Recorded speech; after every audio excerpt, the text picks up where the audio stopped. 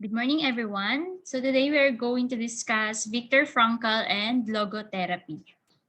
So first, we have a brief overview of Viktor Frankl's life. So Viktor Frankl was born on March 26, 1905 and died in 1997. He is a Holocaust survivor. So from an early age, he showed interest in the study of medicine and science. He was a physician, surgeon, psychiatrist, and also a philosopher. So during the Holocaust, nakasulat siya ng book which is The Man's Search for Meaning. So Frankl's experience in the concentration camps showed him that humans have the capacity to find meaning in life. So mapapansin po natin halos lahat ng theory natin was based on their experiences like Freud, Adler, and now we have Frankl, which is inspired by the experiences of him and other prisoners and slaves during the Holocaust. So in the concentration camps, imagine niyo kulang yung mga basic necessities nila like food, water, ganun. So sa sobrang gutom nila, it caused them to feel easily irritated, ganun. And then Frankl is observing this scenario. And then Frankl's experience in the concentration camps showed him that the humans have the capacity to find meaning, a meaning to any circumstance in life, even in the most painful ones.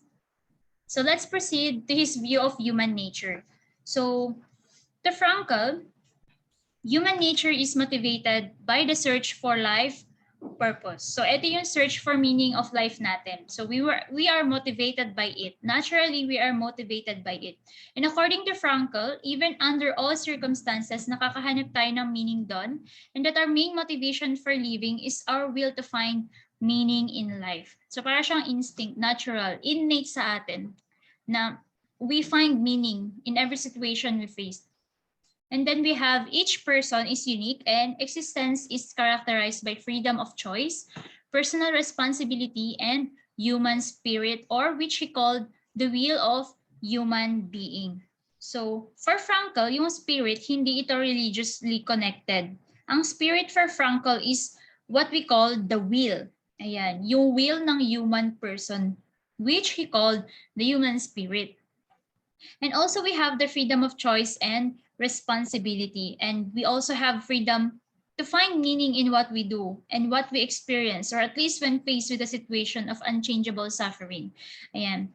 So very optimistic yung view niya of human nature, that we will always find meaning in every situation, challenges, problems we face in life. Ganyan.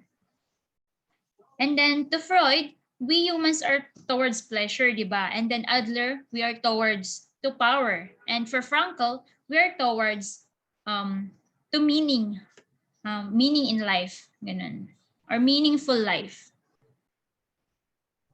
And now let's proceed to Man's Search for Meaning. Ito yung book na sinasabi ko po kanina, which he wrote during the Holocaust. So it is about horror and finding meaning in the most terrible circumstances. To Frankl, we humans can create meaning that will save us in difficult moments and that will never go away. So we can all create meaning that will save us in difficult moment, and that instinct kasi will never go away no matter what we do or how certain life may be. So we will always find and create meaning in our lives. And then we have also the concept of existential vacuum, which is which means feelings of meaningless. So an existential vacuum occurs when a person has no meaning in their life and has feelings of emptiness and aimlessness. So Viktor Frankl called it existential vacuum. And then we have the logotherapy. Logos refers to meaning. And then logotherapy means therapy through meaning. So Frankl says that you can quickly turn misery and suffering into accomplishment and achievement. So if you feel guilty about something, that is an opportunity to change yourself for the better. So kahit negative yung nangyari sa'yo, logotherapy will turn it into positive, an opportunity to change yourself for the better. Ganun siya, according to Viktor Frankl. And then it was recognized as the third Viennese school of psychotherapy. Bakit third? So we have the first, yung kay Freud, and then second is yung kay Adler. And then third, the logotherapy. Ayan. And then life, yun nga, if you guilty about something, that is an opportunity to change yourself for the better. And then we have the life transitions also give us the chance to take the right action through 3 techniques identified by Viktor Frankl. Ayan, we have the reflection, which is used when a person is overly observed on an issue or attainment of goal. So by redirecting the attention or reflecting the attention away from the self, the person can become whole by thinking about others rather than themselves. So kumbaga, instead of dwelling on your own problems and suffering, you engage yourself to help others. And then, sa pagtulong sa iba, nakakahanap ka ng meaning mo sa buhay mo. Ayan, hindi ka nagfo-focus sa self mo, but you go away, parang you step back from yourself, ganun. And then, you focus on others by helping them, ganun. And then we have the paradoxical intention. So from the word itself, paradox, which is kabaligtaran yung gagawin mo. So it involves asking for the things we fear the most. Ayan. So for people who experience anxiety or phobias, fear can paralyze them. So in a way, para siyang in vivo exposure. But by using humor and ridicule, they can wish for the thing they fear the most, and thus removing it or removing the fear from their intention and relieving the anxious symptoms associated with it.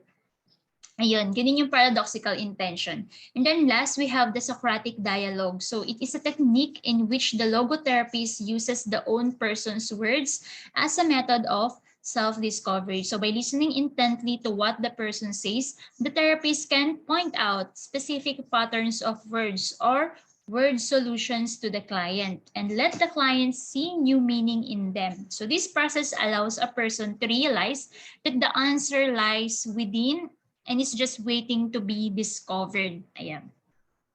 So para siyang yun nga, si logotherapist will let the client lang, ayan, na for self-discovery. And then we have conditions treated with logotherapy. So logotherapy is founded on a belief that many illnesses or mental health issues are actually due to what he called the existential angst. So existential angst can be a feeling of despair about life's purposelessness. Ayan. So existential angst is a condition of dread or anxiety. So yun nga, according to logotherapy or according to Viktor Frankl, mental health issues or mostly lahat ng mental health or most of the mental health issues that we the clients face ganyan is due to existential angst, which is the dread or anxiety. And then we have logotherapy can be used to treat a wide range of issues that are existential in nature. So more specifically, logotherapy has been found effective in the treatment of substance abuse, post-traumatic stress, depression, and anxiety. And then we have some criticisms or the major criticisms of logotherapy. So it argues that there are always clear solutions to problems and that the therapist's task is to find this. So nabanggit din yung hope. Yung hope kasi minsan ang tao comes from their faith, di ba? Sa pagiging religious nila. And knowing that Frankl is a religious man, so how about those na hopeless na talaga? Wala nang clear solutions for them. So mga ganon, nagiging subtle na bias siya. Because unconsciously, yung iba, nagkakaroon sila ng hope and then they find courage because of their faith, di ba? Sa pagiging religious nila. Because they believe there is someone out there na tutulong sa kanila. And then, paano naman, how about those who don't believe on those things, di ba? They don't believe on this kind of faith, mga ganyan. So, at on that part, nagiging bias yung logotherapy. But for Viktor Frankl, he argued and contends that the logotherapy really is to educate the patient or the client to take responsibility in their lives. Yun naman siya. Kasi 'di ba, very optimistic ang view ni logotherapy sa ganitong bagay. or sa in overall in life. Ganyan.